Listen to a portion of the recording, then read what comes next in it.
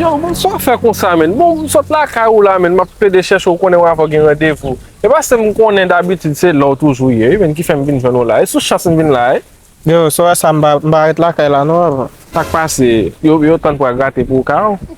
Mba ret la kay la fè. Tak pase men. Pase m bay la ka ou m ba ou, vwe. Tak pase. Yo, mgen pe lwa k fè me neve la baba. E ne fè pou ki sa men. Sa lwa ou gen seman pou. Bon denyeman pa pou moun kite lwa ou, pa pota bien sev avèk lwa ou. E pi koun ya ou men moun gen tan gen problem avèk lwa ou. Ok, imagino ou kon la le ma bay lwa ou manje.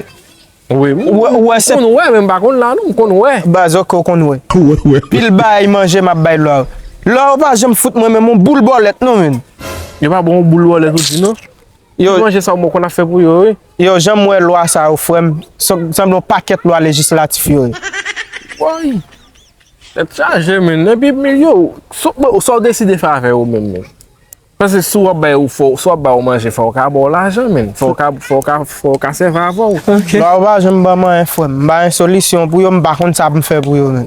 Non, fò jè nou solisyon, fò jè nou bagay pou fè avè ou. Ki so vle fè avè ou men? Woy, tout bay bon solisyon. Ki so vle fè avè ou?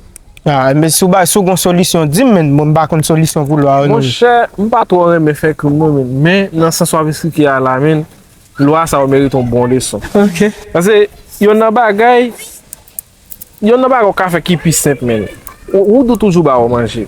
Ou te fèk ba ou manje la? Oui. E ben mpense tankou lò ba ou manje anko, ou ka pou a son ti po avon rat nan manje ou ba ou tou eten yo men.